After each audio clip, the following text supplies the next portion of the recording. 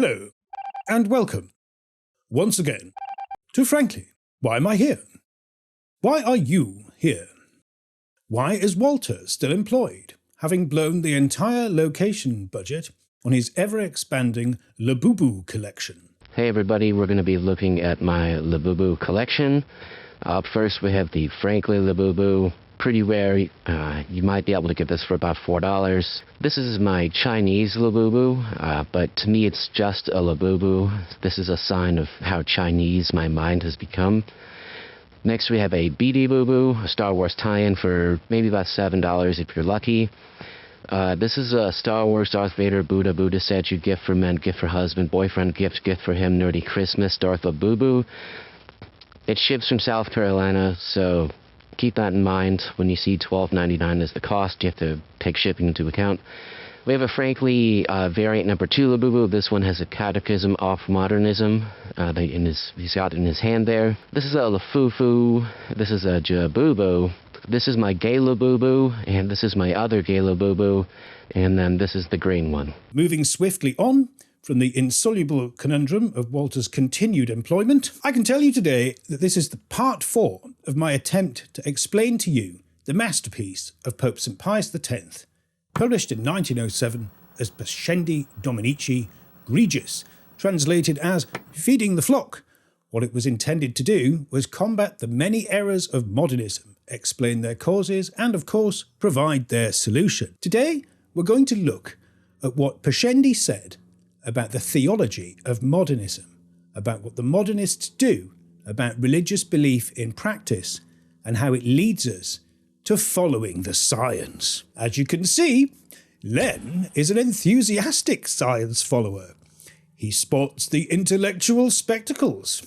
You can tell he's an intellectual by his spectacles. And a further spectacle is to be witnessed in Len's deportment, as he is wearing a mask. Now, paranoid, bigoted conspiracy theorists like you lot will have no respect for Len and his obvious display of compassionate, altruistic, science-inspired wisdom. What's this got to do with an encyclical written by Pope St. Pius X over almost 120 years ago? Well, that's the subject of this video today. I began with an introduction on a catechism on modernism. This is the book, published in 1908.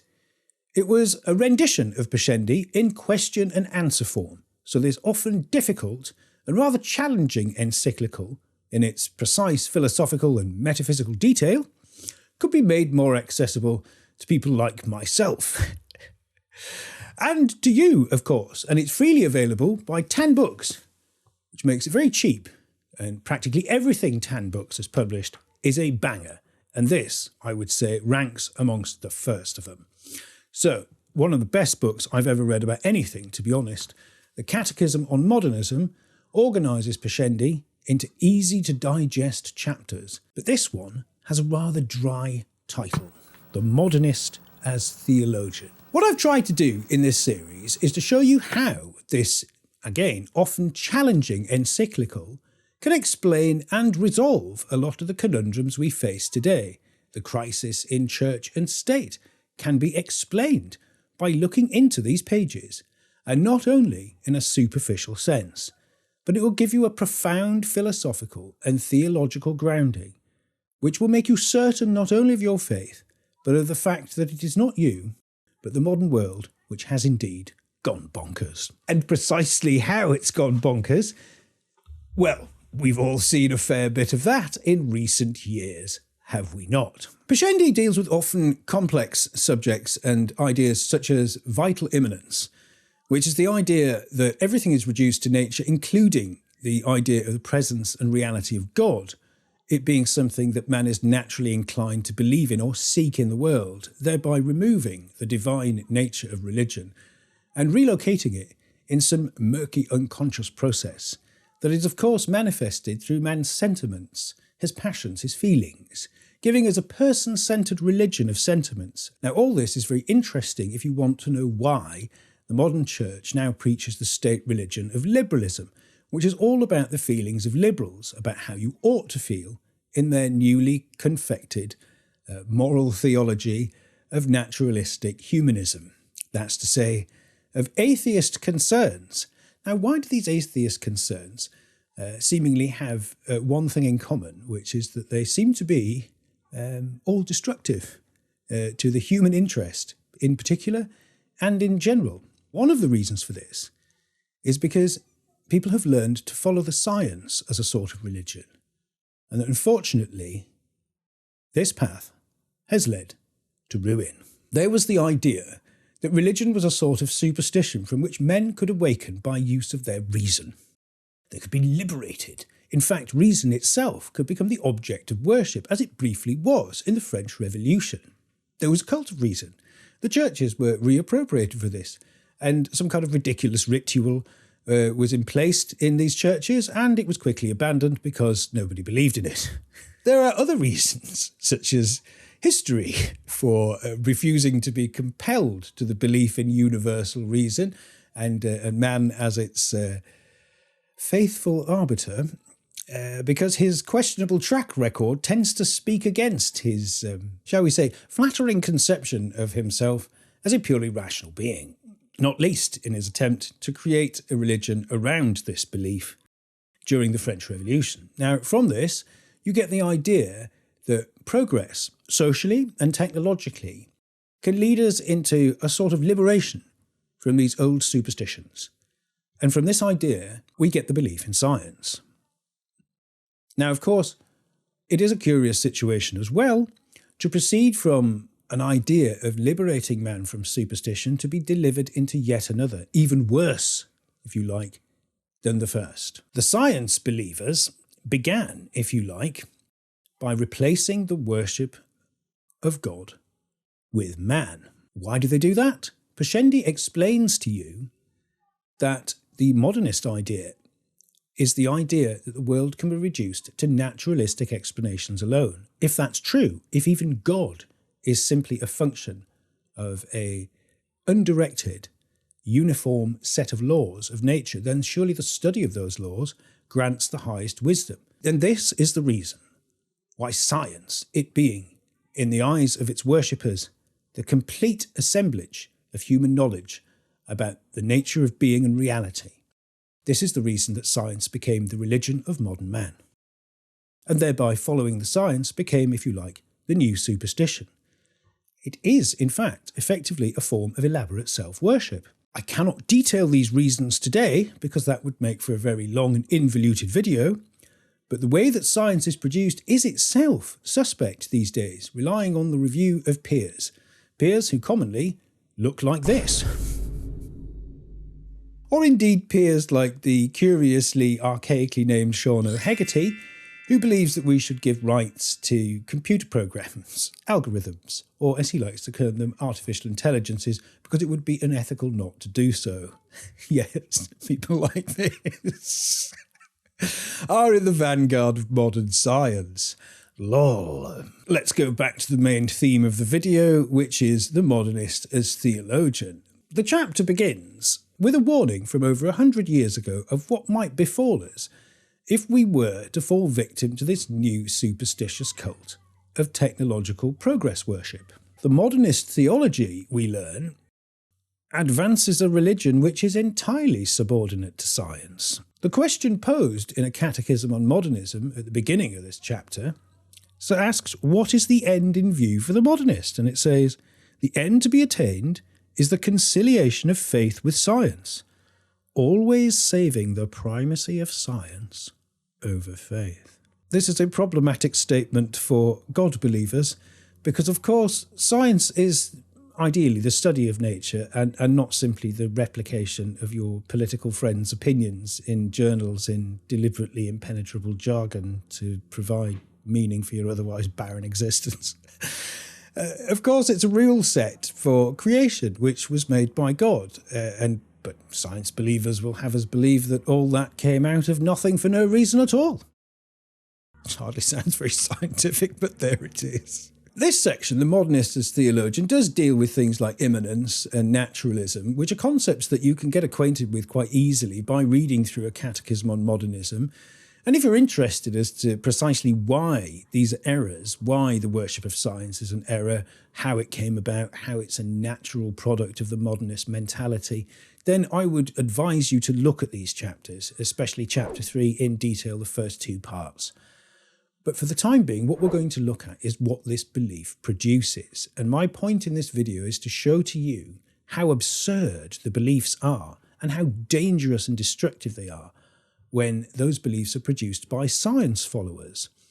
Now, how could this happen? I'm reminded once again of the remarks of T.S. Eliot. Now, I wish I could reach up and steal Len's intellectual spectacles, because this is precisely the moment for that. But you might recall in an earlier video about our mass culture that I mentioned to you T.S. Eliot's critique of Matthew Arnold's Culture and Anarchy.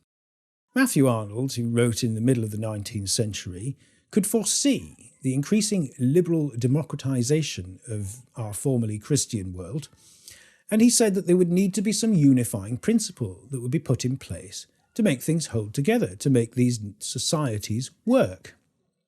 And what he said that could be would be culture other than anarchy. He said the alternative was anarchy, and so we could give people culture in place of God, which progressive people naturally don't believe in because it's a silly superstition. However, Arnold's replacement was even more absurd, as they usually and in fact invariably are.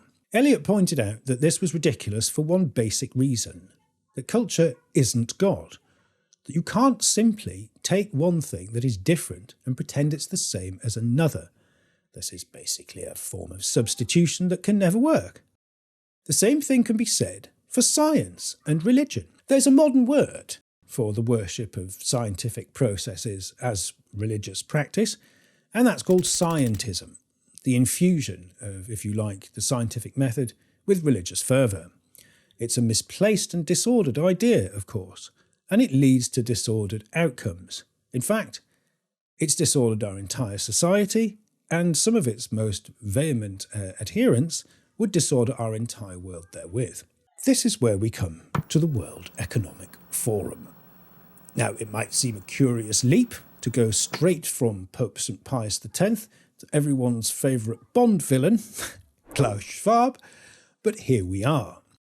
A couple of years ago, I interviewed a Finnish professor who has for a long time in his career been a state-level actor, advising international bodies and the government of Finland in a variety of roles. And he has conducted research over several decades that has convincingly proven his charge that the Club of Rome and its, if you like, illegitimate child, the World Economic Forum, were indeed founded by a bunch of occultist crackpots who engaged in a sort of nature pantheism. Now, Professor Mikko Paunio explained in his interviews to me that this nature pantheism has also infected the Vatican. And we can see this recently with Pope Leo blessing a melting block of ice.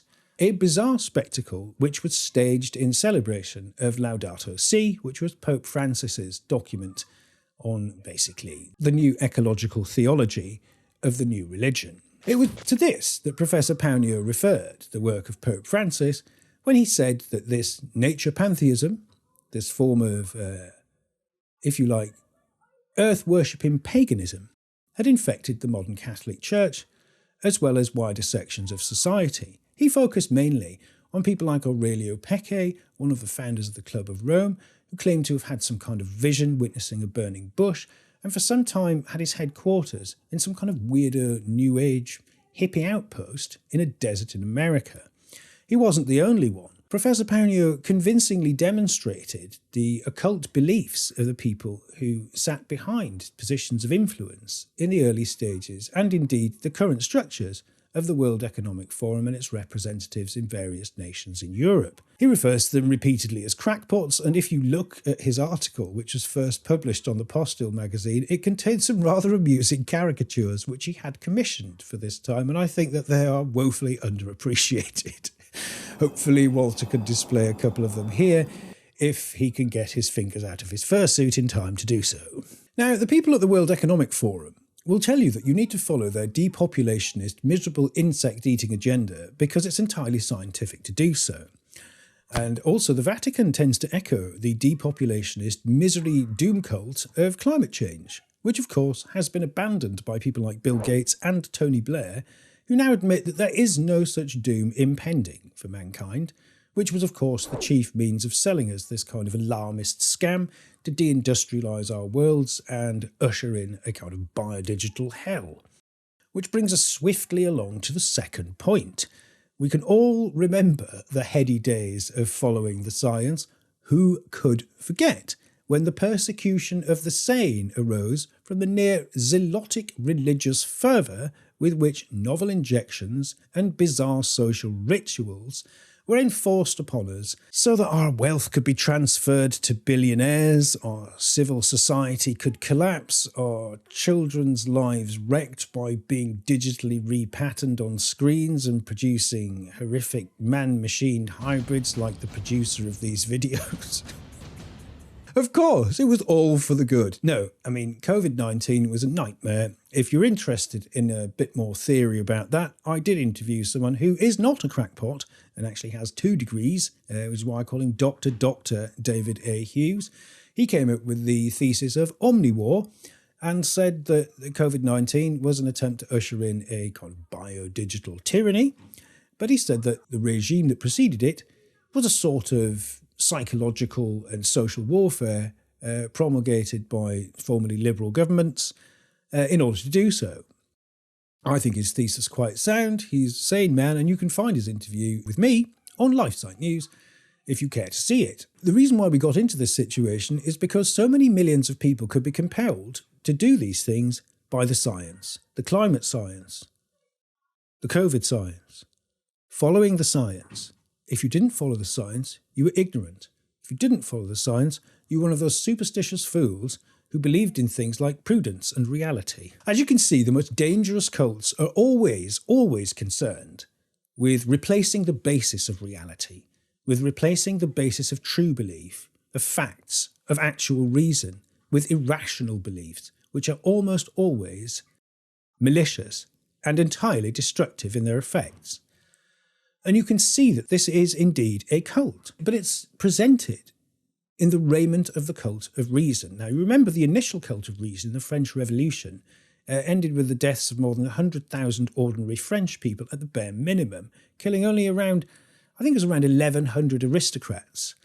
So that's an enormous factor of ordinary people to the supposed ruling classes who were supposed to get it under the Jacobins. The terror, of course, is what I'm referring to. A word not typically associated with rational behaviour until the Jacobins came along and redefined it for us. Of course, this was all done in the terms of public safety. The Committee for Public Safety under Robespierre was, of course, the organisation that carried out the terror and that massacred its own people. And of course, I remember at the drowning of Nantes, a picture that you can look up yourself. Special boats were constructed to drown nuns and children whose arms were bound together. They were pushed out to the middle of a lake, and then a rope was pulled and the bottom of the boat would open up and they'd drop to their deaths into the lake to be drowned efficiently and swiftly and mercilessly, in the Robespierrean idiom, a rational justice being dispensed. These were the people who told you that reason would now prevail. A Committee for Public Safety. Now, of course, all the COVID measures were taken in the defence of public safety. How did that turn out? Thanks to Vladimir Putin, the variants stopped appearing.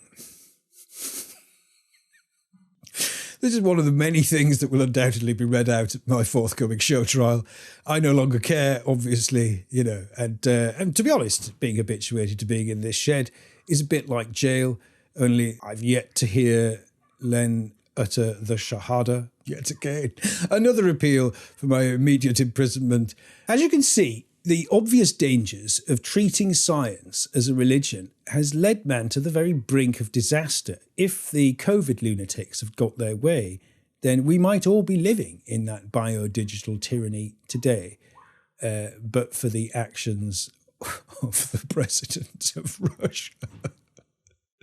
I know that seems an absurd thesis, but have a look at it and see if it holds up. The point that I'm making here is that an encyclical written in 1907 by the sainted and heroic Pope St. Pius X has such extraordinary predictive and explanatory power that it can give new insight into current events today. If you are bewildered as to how and why the world can go completely mad, if you read but a few of its passages and let them sink in and take care to understand them, it will explain it all for you. Again, a catechism on modernism, the transcription of Pascendi Dominici Gregis, does not simply say modernism bad, modernism boo. It goes into precise detail as to why modernism is based on nothing but errors. It describes these errors. It shows you the truth by comparison, and it warns you of the destructive and ruinous consequences of basing your reality upon these errors, because it's false, and it will naturally lead to the annihilation of meaning and order in all of human life. Again, if you seek such a monument, look around you. Today, the flock needs feeding more than ever. We have been starved of meaning. In fact, we are starved of sanity. In fact, the entire liberal democratic system appears to be a massive persecution project against anyone who dares to identify as sane in public. In such times, it is a marvellous boon to come across such a volume of luminous explanatory power, of reason, of closely argued philosophical brilliance that combines with the typical idiom of the traditional Catholic teachings, the wisdom of spiritual salvation and its practical application as to how to live and explain your own life and the world you inhabit. If there's one book you're going to read this year, if you are in the habit of making resolutions, I suggest you read this one, A Catechism on Modernism. And do please, once you've heard these episodes,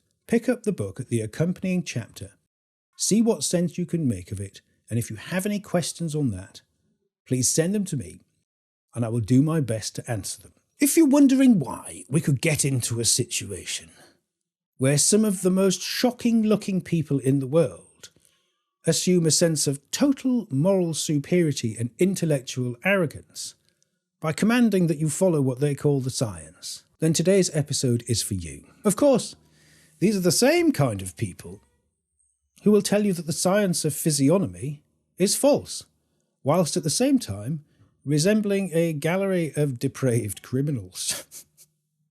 I wonder why it is that they don't like the idea that people's appearance somehow indicates their moral character. This is a mysterious mystery that can never be solved. Mysterious mysteries that can never be solved. Life is full of mysteries. Yes, such as why often bizarre-looking people tell you the most ridiculous things in a humourless fashion, and that you're an idiot if you refuse to believe them. What Pascendi shows you is how far we have departed from the foundations of reality, from a correct understanding of the nature of being, of the nature of creation and man's relationship to God. And it shows you practically how these errors manifest severe personal, political, national and international crises. And these are crises that typify our time. We live in an age of epidemic addiction. In fact, most of the economies in the consumer nihilist world of liberalism are based upon some form of addiction or another. Man has been liberated by the complete lack of moral restraint into a series of repeated dependent behaviours into which he is to dissipate his increasingly devalued and limited means of currency. This, of course, is described as the ultimate system and the pinnacle of the achievement of mankind's social organisation, a travesty of the facts if ever there was one, and I believe that the system of government that we are seeing dissolve around us now is perhaps the greatest crime ever committed against humanity as a result. Ding ding, yet another flag for the Bolsheviks to drag me before the beak and have me sent to prison for saying words on the internet, as is increasingly the custom on my befogged little island. Whilst I remain at liberty, I will remind you that the greatest duty that you have today in the service of your salvation of your soul is to educate yourself in the foundations of the Catholic faith, the greatest bulwark against insanity and despair, because it provides the closest correspondence of any description that man has ever made to reality, as well as providing the pathway to your personal salvation, to heaven itself. That is the product, not me, not my opinions. I'm simply sitting here telling you that there are reasons today to read this book written quite a long time ago, which will not only enrich but potentially save your life, and certainly save you a lot of worry and trouble. I do not accept the title optimist.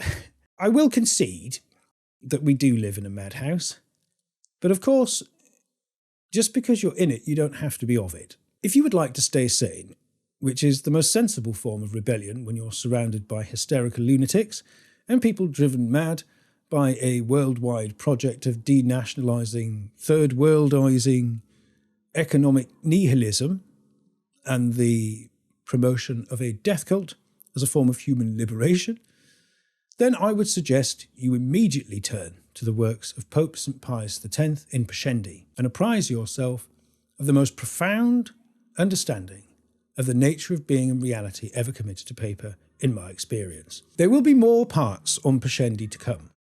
And in the meantime, do not despair. For one, you do not have to sit in a damp shed with only a science-following skeleton for company. And for two, you don't have to be Walter. God bless you all, and I'll see you all next time on Frankly.